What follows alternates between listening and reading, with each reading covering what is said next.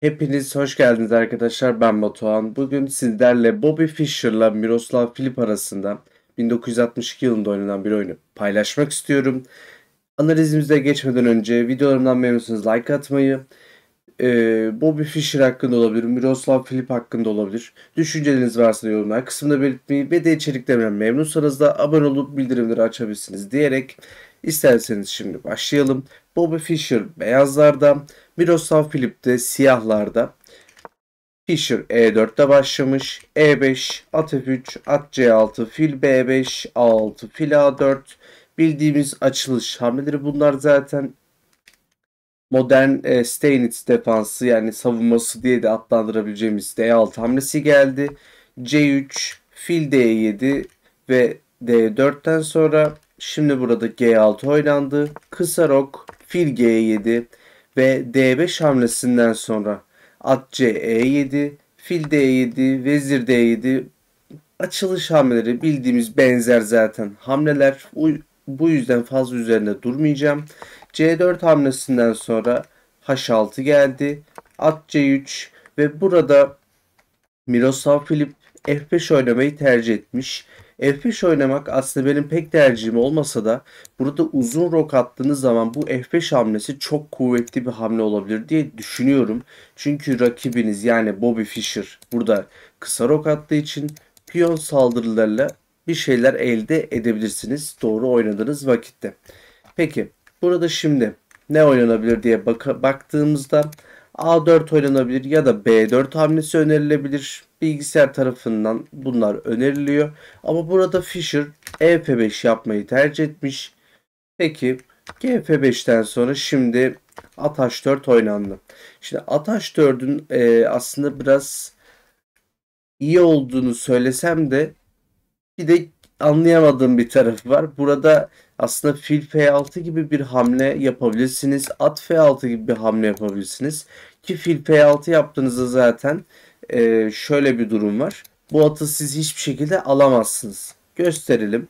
Mesela fil F6 oynadınız. Ben burada rastgele bir hamle oynamak istiyorum diyelim. Nasıl bir hamle oynayalım? Rastgele de oynamayalım aslında. Önerilen bir hamle A4 hamlesini oynayalım. Siz fil H4 aldığınızda ben burada vezir H5 ile filinizi zaten düşürebiliyorum. Ama anlayamadığım nokta at H4'e buraya aslında piyona mı sadece baskı uyguluyorsunuz onu pek anlayamadım. G6'ya da gitmeniz pek mümkün değil. E7 kareden ötürü. At H4'ün aslında böyle bir amacı var gibi gözükse de işte tam olarak kavrayamadığım yer oldu. Belki piyano bir baskı oluşturabiliriz. F3, vezir F3 ile vesaire olabilir diyeceğim ama tabii ki buraya tam yorum getiremedim şu anda. Miroslav Filip burada at F6 oynamayı tercih etti. Peki gayet güzel bir şekilde taşlarının gelişimini sürdürüyor. F4 oynandı. E4 hamlesinden sonra burada fil E3 hamlesi Bobby Fischer tarafından oynandı. Pekala biz burada ne oynamalıyız? Uzun rok yapsak iyi olmaz mı diye düşündüğümüzde aslında da yani çok enteresandır ki bilgisayarın önerdiği en kuvvetli hamle kısa rok hamlesi. Benim düşündüğüm tam tersine rok atılması gerçekten çok tuhaf verici bir hissiyat yani diyebilirim. Ben uzun rok atmayı tercih ederim çünkü daha güvenli geliyor bana. Ama bilgisayar böyle düşünmüyor. Hatta Miroslav Filip de böyle düşünmüyor olmalı. Şimdi H3 hamlesi geldi. Tamam. Tedbirimizi ufaktan alıyoruz. Buraya at G4 yani at G4 hamlesini istemiyoruz. Filimizin burada iyi olduğunu düşünüyoruz çünkü. O yüzden bir tedbir hamlesi olarak H3 oynadık. C5 hamlesi geldi. DC6'dan sonra BC6 vezir E2 hamlesini oynadık. Vezir E6 kale A D1 güzel bir baskı oluşturmaya çalışıyoruz piyonun üzerinde. D6 piyonunun çünkü zayıflığından bir şekilde yararlanıp orayı yarmaya çalışmalıyız diye ben de şahsen öyle düşünüyorum. Peki burada Şah H7 oynandıktan sonra Şah H2 kale G8 hamlesi oynandı Miroslav Filip tarafından. Şimdi baktığımızda burada kale G1, fil F2 ve tabii ki G3 gibi hamle önerileri var. Burada Fischer kale D2 oynamayı tercih etmiş. Şimdi işte burada kale D2 oynamanın bir sonucu olacak diyeyim. Burada bilgisayarın önerdiği tek kuvvetli hamle at E8 hamlesi oluyor. At E8 hamlesi gerçekten söyleyebileceğimiz, oynayabileceğimiz burada en iyi hamle olarak nitelendirebiliriz. Çünkü burada tekrar C7'ye, özür diliyorum, tekrar F6'ya ve de C7'ye oynayarak bir şekilde atınıza manevra kazandırabiliyorsunuz. Diyebilirsiniz ki C7'ye gittiğimizde B5'e, D5'e gidemiyorum. Aslında öyle bir düşünce olmamalı. Çünkü burada D5 gibi bir hamle yaptığınızda ilerleyen süreçte daha farklı durumlarla karşılaşacaksınız. Örnek veriyorum, kale G1 oynadınız. Ben burada at C7 oynamayı tercih ettiğimde çubuğa bakmayın. Çubuk biraz şey yaptı ama burada siz sürebilirsiniz aslında. Bunun altı biraz dolu olmadı ama olsun. At E8 hamlesinin sonuç olarak iyi olduğunu söyleyebiliriz.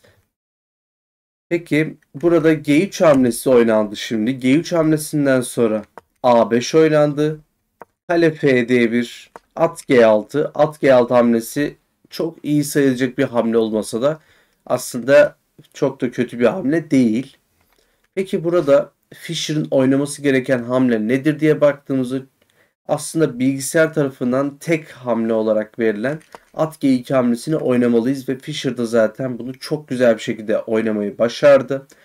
Kale B8, kale B8 yine bilgisayar tarafından önerilen, zaten bu oyuncuların seviyesinde bu tür hamleleri çok fazla kaçırmadıklarını gözlemleyebiliyoruz. Şimdi fil D4 oynandı. Kale B7 hamlesinden sonra G4, kale E7 ve burada fil G7'den sonra kale G7 ve şimdi dikkat etmeniz gereken bir husus var burada. Acaba biz burada GF4, özür dilerim, GF5 alarak bir şekilde G karesini şöyle dikine bir şekilde açmaya çalışıp şaha bir saldırı düzenleyebilir miyiz diye düşünüyoruz. İşte aslında olabilir ama çok da konum değişikliği olmuyor. Yani şöyle anlatabilirim. Siz bu G karesini açmaya çalıştığınızda sizin yararlanabileceğiniz kadar, yani rakibiniz siyahlar da tabii ki buradan pek tabii yararlanabilir. Buna da çok dikkat etmeniz gerekiyor. Bunun için de zaten konum eşit veriliyor. Peki burada GF5 hamlesinden bahsettik ama şahınız burada biraz zayıf gibi duruyor. Siz şahınızı H1'e çekseniz ne olur? Yine aynı aslında. Yine fark eden bir şey olmayacak. Durum yine eşit olacak. Ama burada Fischer maalesef yani artık insanlık hali diyebiliriz. Burada gözden kaçırıyor. Bu tür bahsettiğim iki hamleyi gözden kaçırıyor ve burada kale D4 hamlesini oynuyor. Maalesef kale D4 hamlesi istemeyeceğimiz tarzda bir hamle oldu. Peki buna Miroslav Filip yanıt verebiliyor mu? Yani bu yaptığı hatanın karşılığını verebiliyor bu ve çok, yani nasıl diyelim, V demeyelim oraya. Yani biraz şey oldu ama Miroslav Filip burada çok güzel bir yanıt veriyor. FG4 gibi bir hamle oynadı. FG4 hamlesi siyahlara en az -2, yani 2 konumunda bir pozisyon, bir aslında şey çıkarıyor sizlere ve burada Fischer'ın nasıl oynayacağı gerçekten soru işaretiyle dolu. Peki burada vezir G4 oynadıktan sonra sizin burada ne oynamanız gerekiyor? Burada yapabileceğiniz en kuvvetli hamle vezir F7 hamlesi. Peki Miroslav Filip acaba bu konumu değerlendirebilmiş mi? Yani daha doğrusu bu hamleyi değerlendirebilmiş mi? Maalesef değerlendirememiş. Yine insanlık hali diyerek gözden kaçırmış. Ve burada at E5 hamlesini oynadıktan sonra maalesef ki vezir E6 hamlesine müsaade vermiş ve konum neredeyse yine eşit duruma zaten gelmiş bu hamle sayesinde. Zaten Fischer de vezir E6 oynadı. At F3, Şah H1'den sonra kale E6 oynandı ve F5 hamlesi benim beğendiğim bir hamle olsa da bunun ardı arkası gelecek zaten. Siyahlar için burada ben aslında düşünüyorum, şimdi beyazlar tamam güzel konumu toparladı sayılır ama burada siyahlar ne yapacak? Daha deminki oynadıkları hamle. Yani at E5 hamlesi olmasaydı, vezir F7 gibi bir hamle oynansaydı siyahlar gerçekten çok üstün olacaktı ama Miroslav Filip tek bir hamleyle bu üstünlüğü aslında kaçırdı. Satrancın ne kadar ince dengelere bağlı olduğunu gösteren bir hamleydi diyebilirim. Peki şimdi kale E5 oynandı. Kale E4'ten sonra maalesef ki Miroslav Filip maçı kaybettiren hatayı yapıyor burada ve kale F5 hamlesini oynuyor. Kale F5 hamlesi o kadar gaf içeren bir hamle ki, o kadar sıkıntılı bir hamle ki burada zaten hamleyi fark etmişsinizdir. Burada atınız boşta. Aa, bir bakıyorsun atın gitmiş. Yani Miroslav Filip burada büyük ihtimalle yaptığımız taklidi yani gerçek anlamda yapmıştır. Çünkü atı kaybettiniz. Atınız boşta. Fischer da tabii ki kaçırmaz yani şimdi değerlendirir. Peki kale G3'ten sonra burada Fischer Miroslav Filip'e burada muhteşem bir hamle, muhteşem bir darbe vurarak aslında oyunun sonunu getiren hamleyi yapıyor. Bu hamle at F4 hamlesi. At F4 hamlesi muhteşem bir hamle. Gerçekten anlatamayacağım kadar güzellikli bir hamle. O kadar çok avantaj sağlayacak ki size. Şimdi siz kale F4 almayı tercih edebilirsiniz. Ki aslında Miroslav Filip de almayı tercih etti. Kale F4 hamlesinden sonra at E2 oynandı. Ve kale H3'ten sonra şah G2, kale F H4 ve burada kale E7 gibi bir hamleyle devam ederseniz şah G6, kale D6 ve buralara geldiğinizde zaten çok da hoş şeylerle karşılaşmayacaksınız. Peki bu varyant gerçekleşmemiş mi diye düşündüğümüzde maalesef gerçekleşmemiş. Fischer'ın bu maçtaki son hatası ama çok da aşırı büyük hatası diyemeyeceğimiz ufak gözden kaçırılan hamle diyelim. Aslında bilgisayarın da önerdiği üçüncü hamle diyebiliriz. Bu hamle kale D6 hamlesi maalesef üçüncü hamle yani diğer iki hamleyi en iyi hamleleri kaçırarak kale D6 hamlesini oynamış Fischer. Diğer iki hamle neydi? Dediğimiz gibi kale E7 hamlesiydi ya da at F4 oynayabilirdiniz. At F4'ün aslında tekrar bir esprisi yok. Şöyle bir esprisi var. Kale F4 alırsanız ben burada kalenizi alıyorum gibi bir mantığı var aslında. Ama Fischer bunu maalesef ki gözden kaçırmış. Sağlık olsun.